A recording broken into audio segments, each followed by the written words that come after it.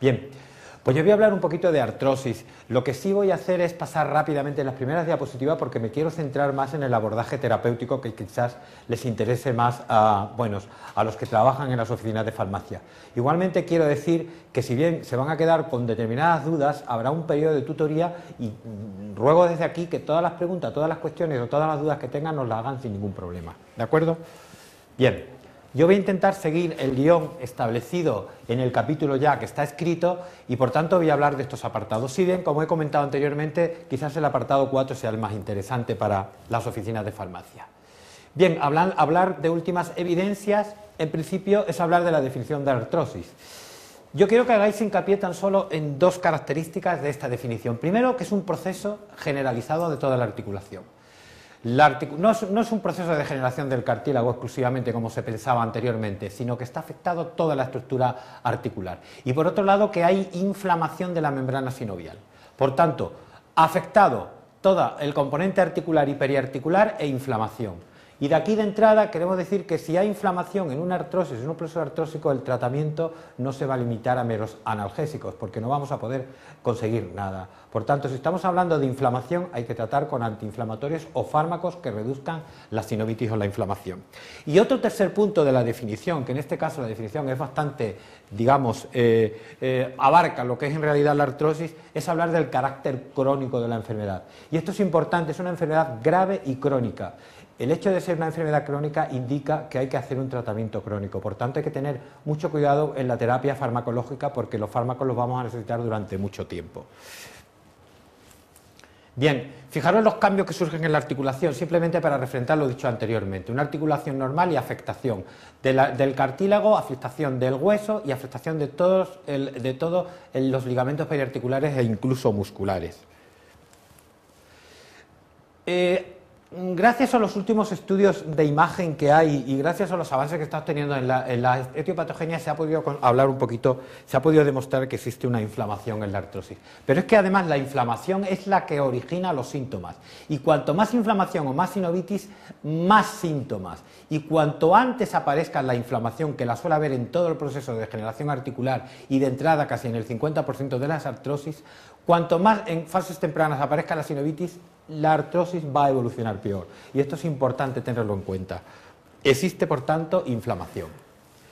Estos son una serie de elementos que se liberan en el proceso de degradación del condrocito, lo que explica un poco la etiopatogenia, y lo que viene a decir es que lo que hay es una serie de mediadores inflamatorios que al principio ocurren en el condrocito, dentro del cartílago, posteriormente en la sinovial y posteriormente en el hueso, y son elementos catabólicos, como los tenéis ahí, que lo que implican es una inflamación. Y esto provoca una degradación cíclica. Y a más mediadores catabólicos u oxidantes que estamos viendo aquí, mayor va a ser la degradación. Por tanto, hay que frenar esa degradación. ¿Y cómo se frena? Pues estamos hablando de mecanismos etiopatogénicos similares a las enfermedades inflamatorias, como artritis reumática, como espondilopatía, y por tanto no estaría descabellado hablar de una terapia biológica para tratar a las artrosis. Lo que pasa es que sabéis que la terapia biológica es muy cara y los artrósicos son mucho, como ahora veremos. Sin embargo, sí hay que frenar esta degradación cíclica que se está produciendo. Estas son las últimas líneas de investigación y no me voy a detener en ellas. Fijaros bien en la diapositiva o entrar en la presentación online por si queréis hacer referencia a alguno de estos apartados. Son estudios de investigación recientes, se está trabajando mucho en artrosis, hay un laboratorio, una industria farmacéutica bioibérica que está trabajando mucho en marcadores, en farmacogenómica, en nanomedicina, y la verdad es que vamos a detectar al paciente con artrosis en un futuro y vamos a ver qué paciente, por su componente genético y otros componentes, van a tener un deterioro muy avanzado, muy peligroso de la enfermedad y otros que sin embargo se van a quedar estabilizados. Esto es un futuro no muy lejano, está cerca. Con respecto a la prevalencia, fijaros la prevalencia de la artrosis, la prevalencia es súper alta, un 26,1%, son estudios antiguos, no hay estudios epidemiológicos recientes, o un 24% en un momento determinado, a partir de los 16 años, tenían artrosis. Esto está todo tomado del estudio EPICER, que en relación al resto de las enfermedades reumáticas, pues con diferencia, la artrosis es la de mayor prevalencia. Artrosis sintomática de rodilla. Fijaros, simplemente hacer colación que a partir de la década de 70-79 años, un 44% de mujeres presentan artrosis sintomática, es decir, con dolor de rodilla.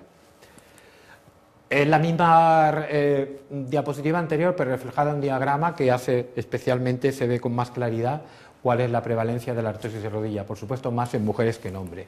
Lo mismo ocurre en la prevalencia de artrosis de manos. Estamos hablando del estudio EPICER también, realizado en el año 2000 en España, y fijaros que suele aparecer a una edad muy temprana la artrosis de manos, suele ser la primera manifestación de artrosis en la mujer joven, la artrosis de mano, concretamente la risartrosis.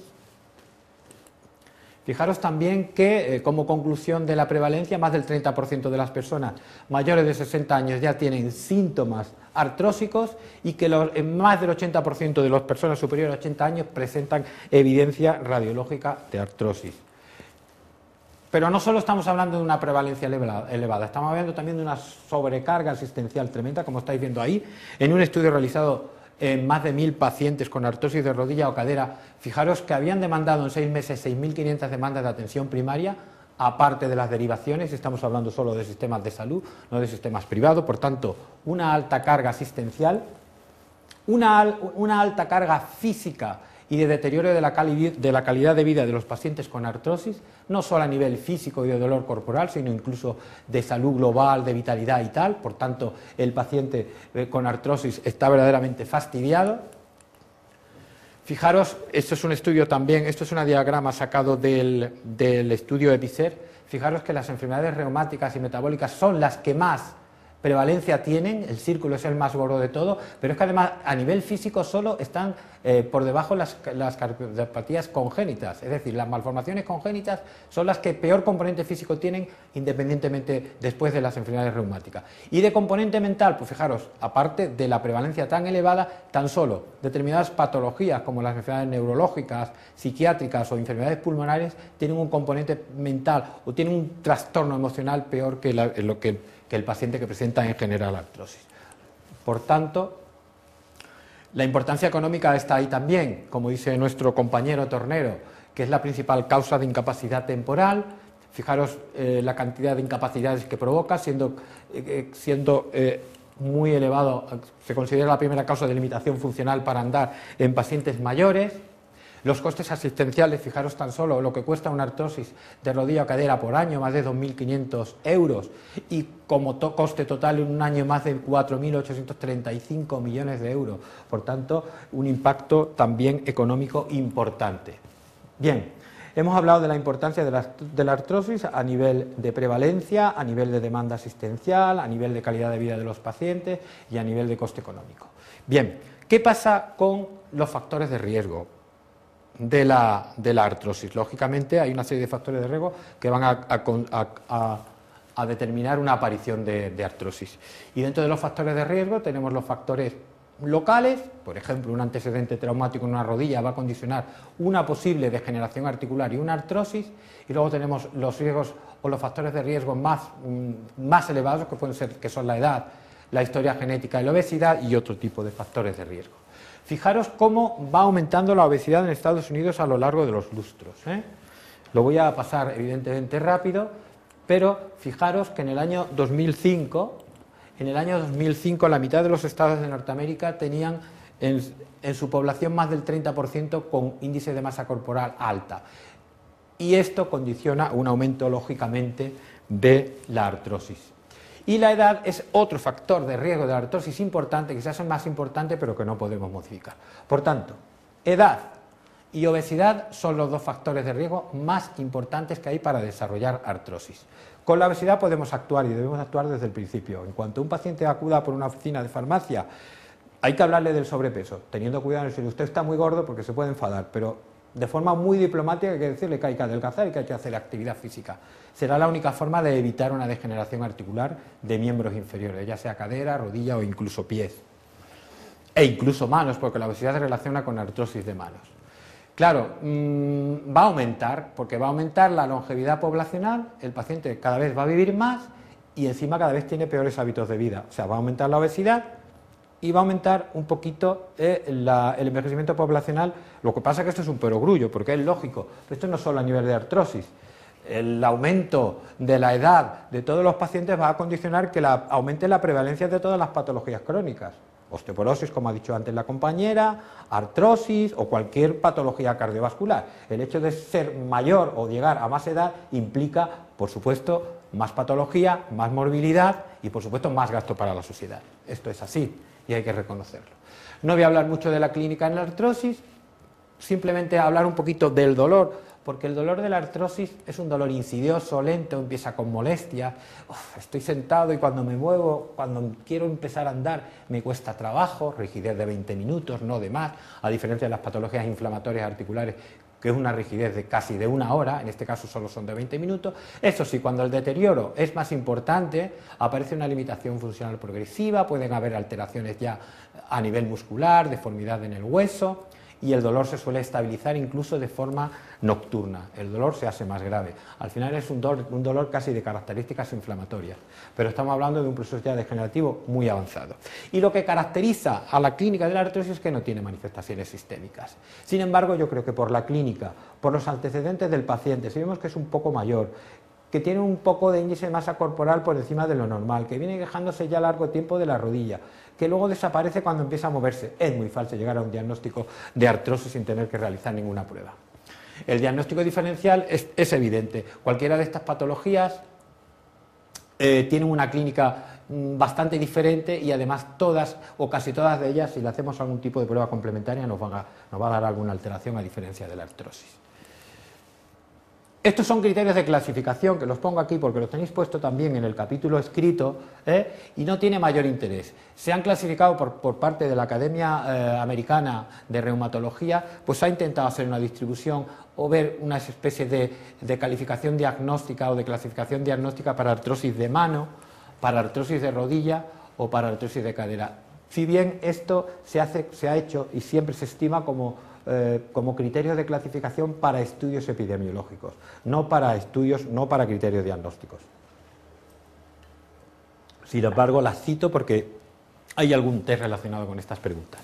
Bien, y la exploración, tampoco me voy a entretener mucho aquí, pero simplemente que sepáis que todo lleva una sistemática. Primero vamos a inspeccionar la articulación, si vemos alguna deformidad, si vemos si está doblada, si está inclinada hacia un lado, si hay una atrofia, una hipertrofia muscular. Posteriormente vamos a palpar a esa rodilla, a ver si se ven signos de inflamación, signos de calor, para ver si hay derrame. Vamos a ver qué tipo de limitación funcional tiene el paciente haciéndole estudios de rango de movilidad y, por supuesto, cada articulación tiene una semiología específica a nivel exploratorio y cada una tiene unas maniobras específicas.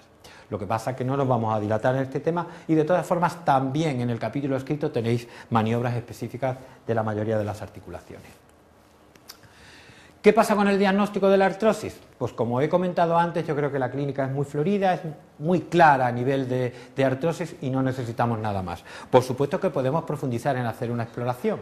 Las pruebas de laboratorio en la artrosis son completamente normales, solo aumenta un poco la velocidad de sedimentación en casos de artrosis de cadera, pero ya muy avanzadas. ¿Y las pruebas de imagen? ¿Qué pasan con las pruebas de imagen? Bien, vamos a hablar ligerísimamente de ellas. La ecografía sería importante realizarla si disponemos de ecógrafos para realizarla. No tiene sentido mandar cualquiera de estas pruebas a un paciente con artrosis a nivel privado porque le va a costar dinero, no tiene sentido. Sí podemos valorar con la ecografía, si la tenemos a mano, si hay un derrame sinovial. En una resonancia magnética podemos demostrar si hay, para un diagnóstico diferencial, o bien si hay alguna alteración ligamentosa o de partes blandas alrededor de la articulación. El TAC prácticamente no tiene recomendaciones, y la radiología hasta cierto punto. Aquí hay mucha polémica con el tema de la radiografía a nivel de artrosis. La radiografía tiene varios inconvenientes. Los pacientes, de todas formas, te demandan radiología y si tú te la puedes pedir y tienes posibilidad de mandarla, para que se calle se la mandas. Pero tienen varios inconvenientes. Primero, porque en la mayoría de las ocasiones no vamos a detectar nada y puede haber una degeneración articular importante, sobre todo a nivel de espaldas. Segundo, porque la radiación que penetra a nivel ósea es muy importante. Y luego, de la disociación clínico-radiológica, que es fundamental. ¿Veis aquí los grados que en teoría se consideran los grados de Kellgren y Lauren, donde tenemos una articulación normal hasta una articulación que necesita ya recambio articular, prótesis, pasando por diferentes estadios? Grado 1 osteofito pequeño, grado 2 esclerosis subcondral, grado 3 postezo, deformidad articular y, como hemos comentado, grado 4. Pero fijaros lo que comentaba antes de la relación entre alteraciones radiográficas y dolor articular, tanto en hombres como en mujeres, ya sea en cadera, rodilla o manos. Hay alteraciones radiográficas importantes sin síntomas y todo lo contrario. Hay articulaciones que radiológicamente son normales y provocan un dolor tremendo. Por tanto, hasta cierto punto tiene sentido la radiografía. Sí que es importante realizar una radiografía si hay que valorar una técnica quirúrgica ya en un paciente muy trasnochado con una artrosis, de historia de artrosis muy larga. Eso sí es importante, evaluar al paciente, y es muy fácil evaluarlo con esta escala de evaluación de 0 a 10 o de 0 a 100. Le decimos al paciente el dolor hasta dónde le llega y nosotros también lo evaluamos. Y esto es fundamental hacerlo, no solo para ver el grado de dolor que pueda tener el paciente, sino a la hora de realizar un tratamiento, a ver si este tratamiento ha reducido, digamos, la escala de gravamen de dolor. Entonces así podemos hacer un pre y post a ver si el fármaco le está yendo o no le está yendo bien, para intentar cambiarlo. Lógicamente es mejor hacer un GOMA, porque el GOMA no solo nos mide el dolor, sino con 5 preguntas, sino que nos mide la rigidez y sobre todo la capacidad funcional o la limitación para las actividades del día a día del paciente. Esto sí que es muy importante hacerlo, más que nada para ver la capacidad funcional del paciente y si hay que mandar tratamiento. Lo que pasa es que ya sabemos que disponemos de muy poco tiempo y habitualmente no se suele pasar el cuestionario. Criterios de derivación, pues mira, si os preguntan en la farmacia, estos podrían ser algunos criterios de derivación para que en la farmacia nos lo derivéis a nosotros o en nuestro caso derivarlo al especialista. De todas formas, tampoco soy yo muy concreto con respecto a los criterios de derivación, no están muy validados y yo pienso que hay otras situaciones como la demanda del propio paciente de que sea derivado la que te influye muchas veces a derivar, y sobre todo ante dudas diagnósticas. Bien, manejo del paciente con artrosis. Vamos a la parte final.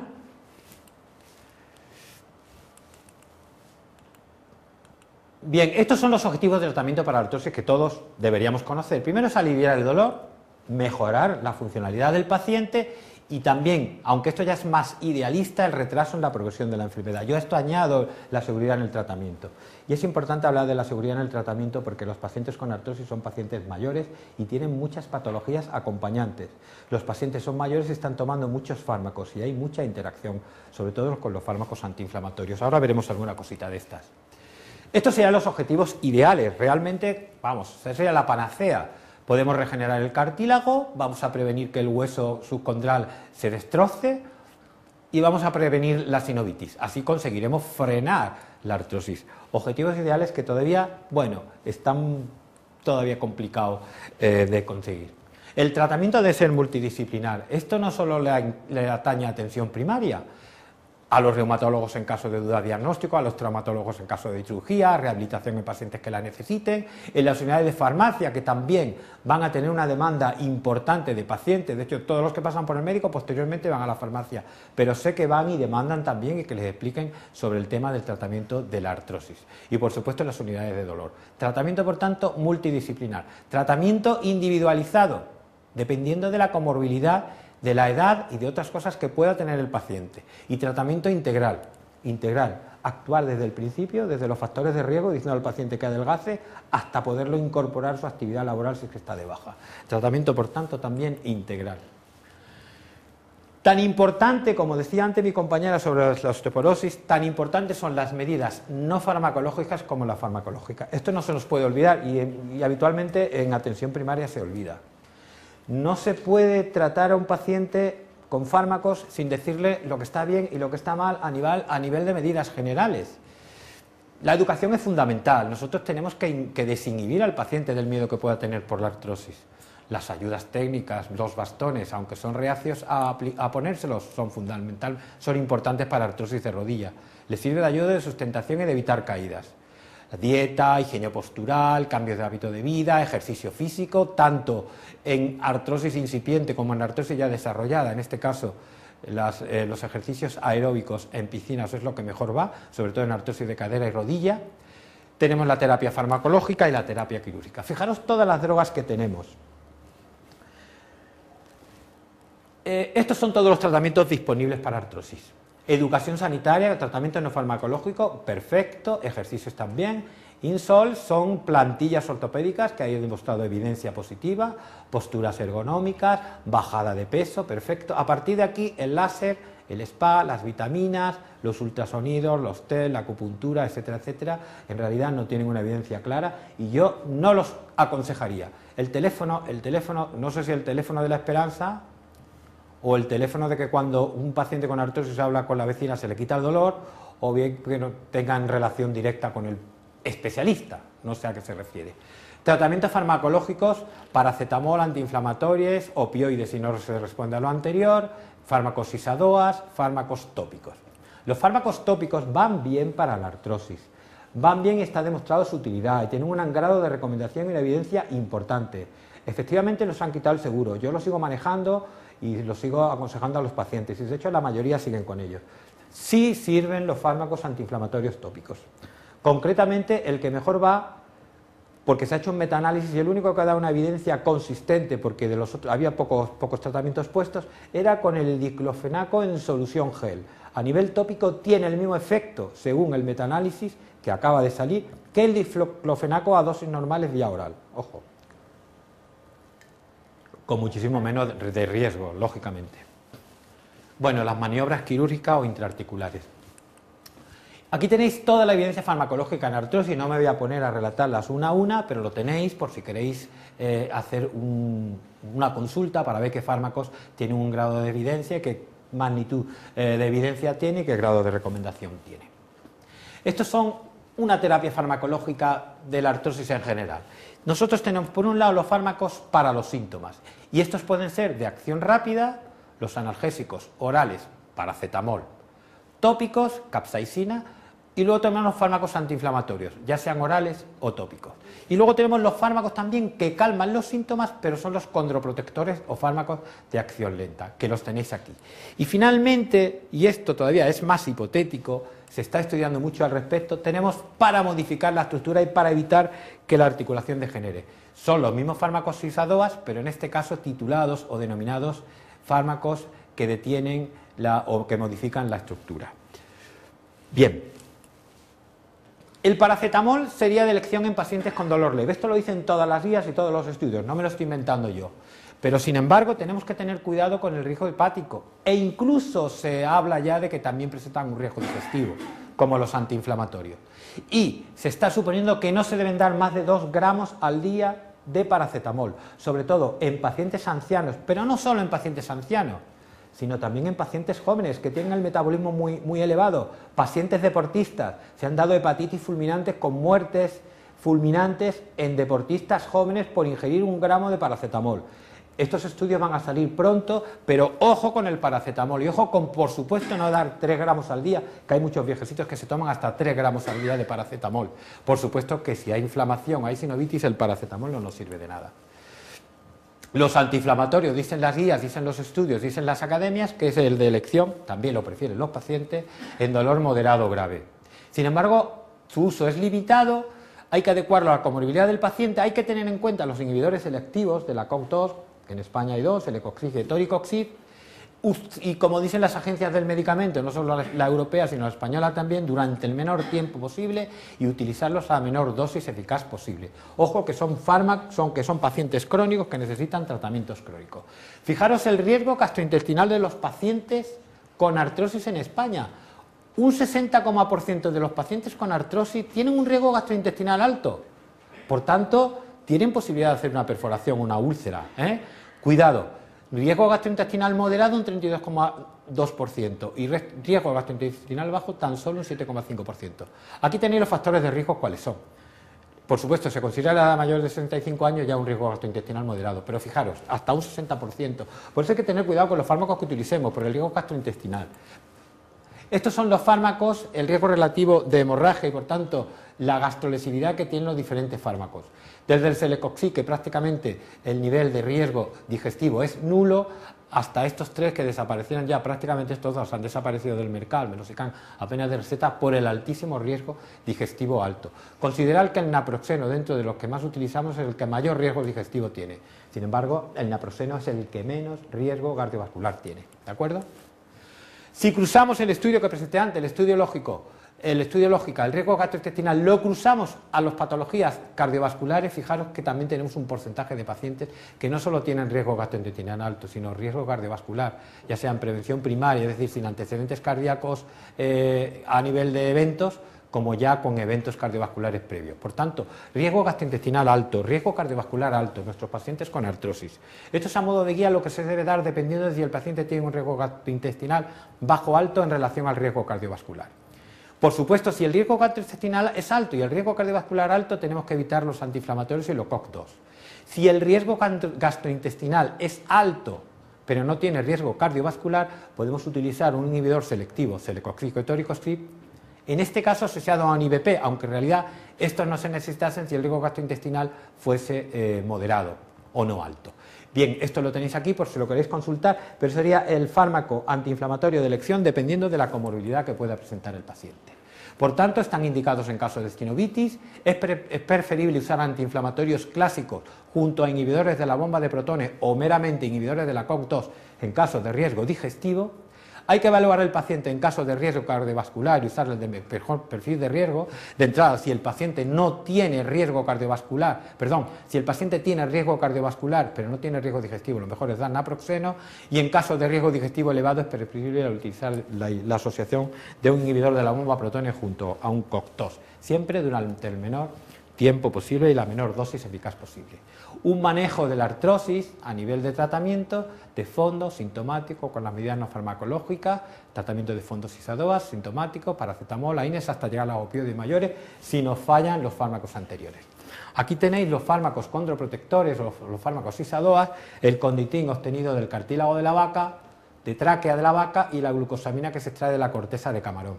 Estos fármacos se están estudiando mucho últimamente y tienen una serie de ventajas con respecto a los otros. Bueno, esto es un ensayo clínico, el GUIDE, en la que se demostró que la asociación entre condroitín y glucosamina disminuía el dolor en un 20% de disminución del dolor más que incluso el celecoxib, hablando de dos fármacos condroprotectores. Por tanto, también se demostró en este estudio que eran antiinflamatorios, y la ventaja que tienen estos fármacos SIS-A-DOAS, y que yo los empleo y me van bien, aunque el médico de atención primaria, influenciado quizás por las agencias farmacológicas de los distritos sanitarios, son muy reacios a ponerlos, pero yo recomiendo que se pongan porque van bien, y si se puede poner la asociación todavía van mejor. Y por tanto, la utilidad que tienen es que son útiles en pacientes con alta comorbilidad al no tener efectos secundarios, en pacientes polimedicados porque no interfiere con el puñetero citocromo P450, en artrosis del joven o incipiente, permite uso indefinido, se puede descansar 3 meses de toma y 2 de descanso por el efecto remanente que tiene, y más efecto cuando se combinan los dos que hay. Por tanto, la artrosis es una enfermedad con altísima prevalencia, alto consumo de recursos, que aumenta exponencialmente, donde existe inflamación y donde nuestros pacientes con artrosis presentan una alta comorbilidad ligada a la edad y además de carácter crónico. Y nada más, ya finalizo, que yo creo que ya os he dado un buen rollo. Gracias.